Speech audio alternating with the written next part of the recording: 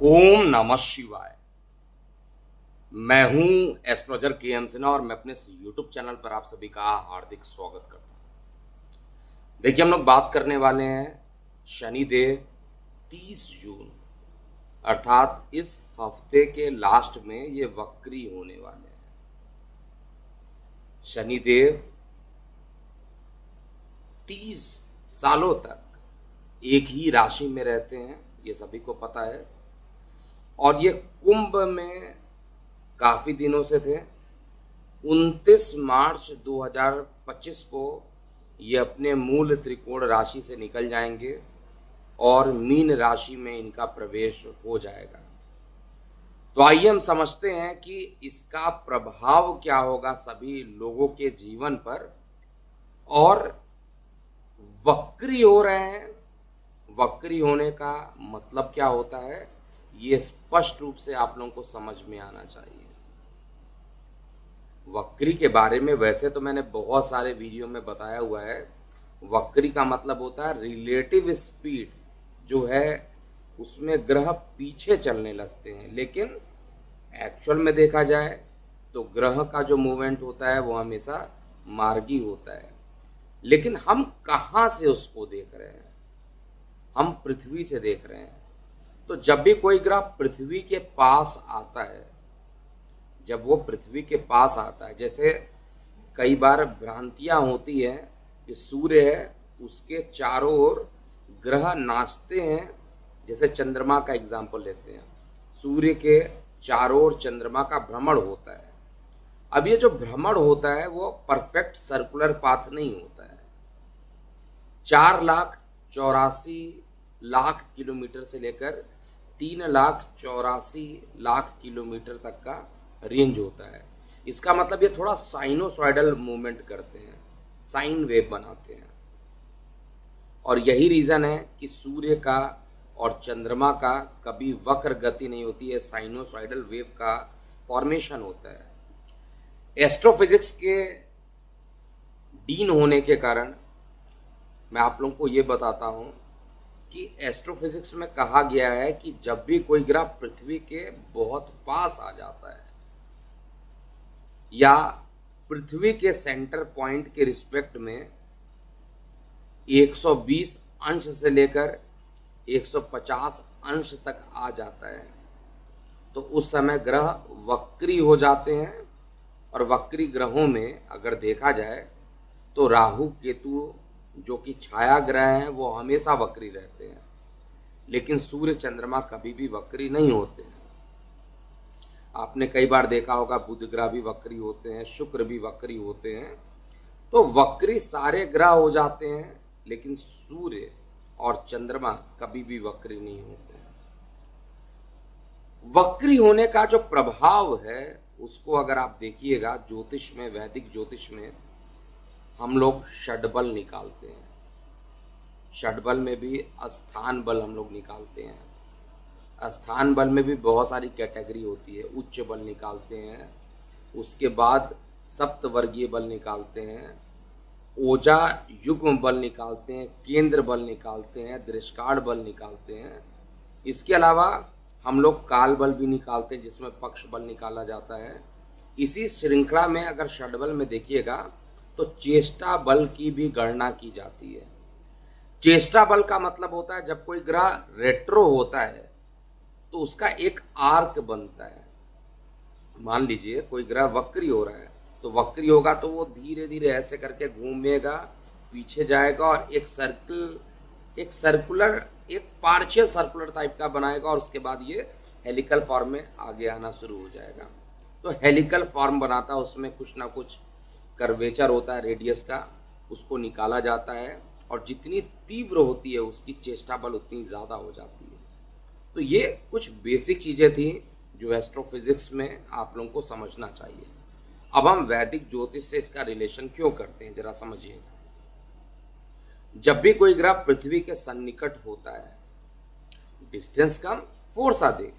भाई न्यूटन का तो सामान्य रूल सभी लोगों को पता होगा, F is equal to G m1 m2 upon R square, यानी F is proportional to 1 upon R square. जितना ज़्यादा डिस्टेंस होगा फोर्स उतना कम रहेगा। तो जब कोई पृथ्वी के सन्निकट आता है, वक्री हो जाता है, 150 अंश तक जब आ जाता है तो वक्री हो जाता है।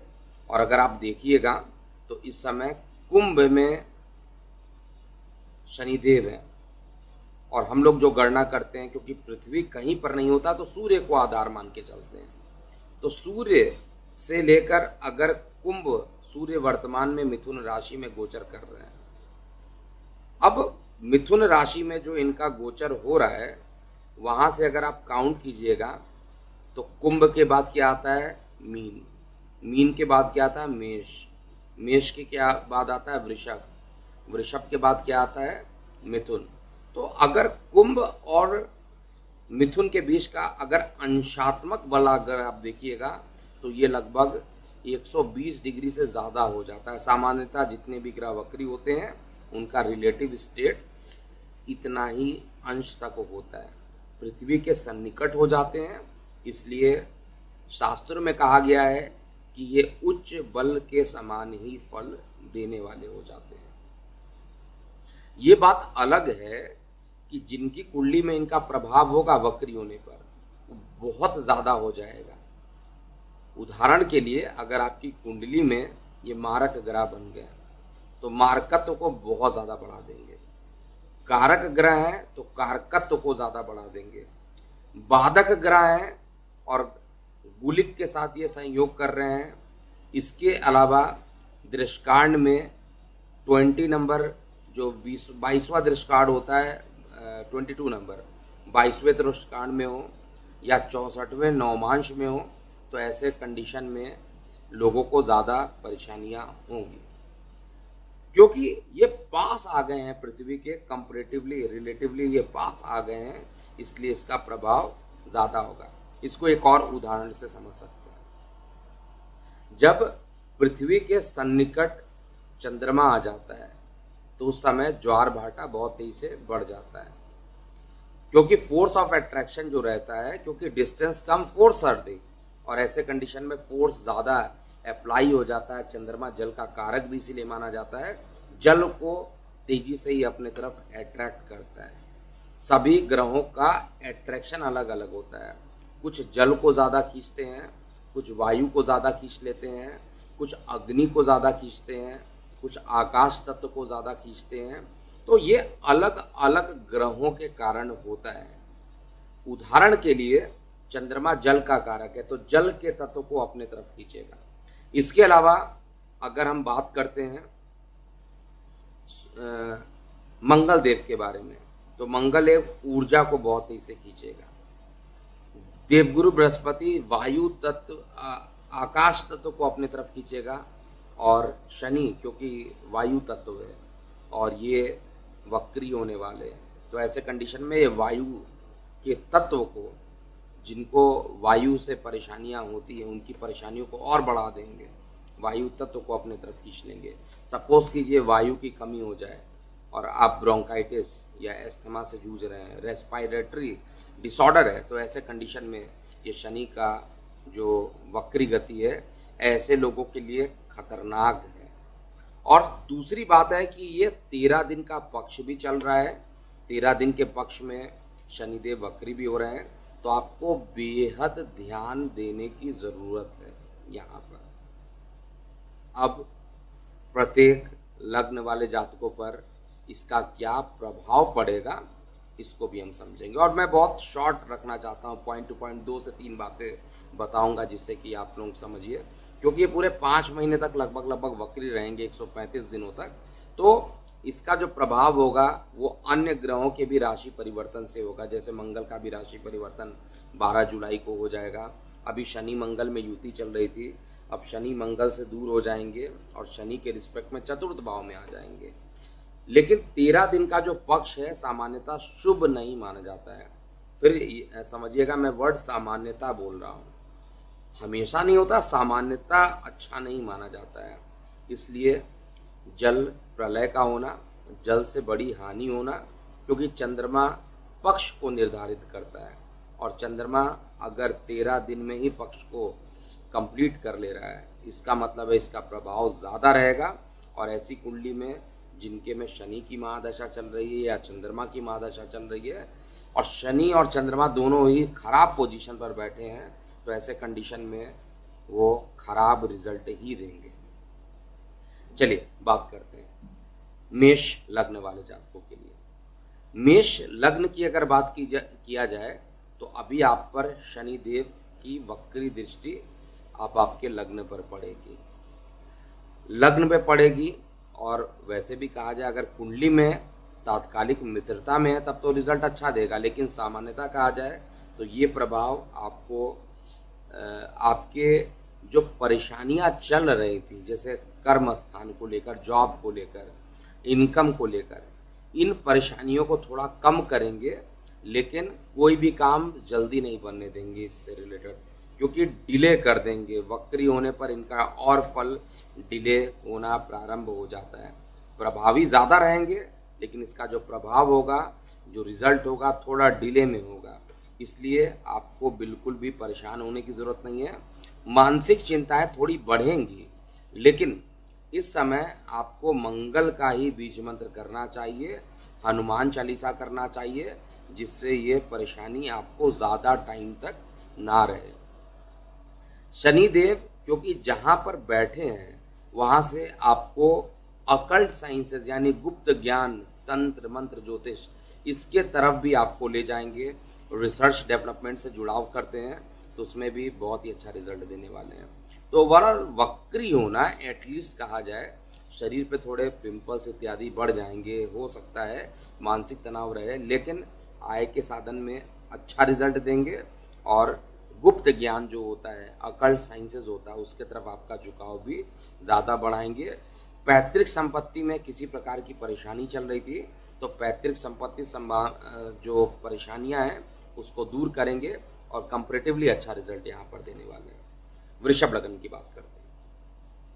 देखिए, वृषभ लग्न वाले जातकों के लिए देखा जाए तो शनि देव आपके दशम भाव में जाकर वक्री हो रहे हैं। अब शनि देव दशम भाव में, क्योंकि 11 नंबर आपके लिखा है, एकादश भाव में 12, द्वादश में 1 और लगन में 2 नंबर, तो दशम भाव के मालिक हैं और साथ में नवम भाव के भी मालिक हैं, वक्री हो रहे हैं। वक्री शनि का प्रभाव आपके जॉब से रिलेटेड बहुत अच्छा हो सकता है। अगर आप कोई मैन्युफैक्चरिंग काम करते हैं उससे संबंधित काफ़ी अच्छे रिजल्ट मिलेंगे, भाग्य का साथ मिलेगा। और कुंडली में अगर इसकी पोजीशन अच्छी है तो रिजल्ट बहुत ही अच्छा आपको मिलने वाला है। लेकिन विवाह के मामले में जिनके विवाह तय हुए हैं उनमें थोड़ा कुछ विलंब भी शनिदेव यहाँ करा सकते हैं। मिथुन लग्न की बात करते हैं। मिथुन लग्न में शनिदेव का वक्री होना, क्योंकि मिथुन लग्न में जो शनिदेव हैं वो अपने मूल त्रिकोण राशि में भाग्य भाव में है, अत्यंत योग कारक माने जाते हैं और यहाँ से बैठ के आपके न्यायिक प्रक्रिया को भी देख रहे हैं। तो परिश्रम आपको ज़्यादा कराएंगे, यहाँ पे भाग्य का सहयोग में थोड़ा विलंब कराएंगे, लंबी दूरी की धार्मिक यात्रा भी कराएंगे और न्यायिक मामलों में बहुत पुराने केस अगर आपके ऊपर चल रहे थे तो उसमें आपको अच्छे परिणाम शनिदेव यहाँ पर देने वाले हैं। कुल मिलाकर शनिदेव की उपस्थिति कैसी आपके चार्ट में है इस पे भी ये डिपेंड करता है, लेकिन रिजल्ट जो रहेगा वो बहुत ही अच्छा होने वाला है। कर्क लग्न की बात करते हैं।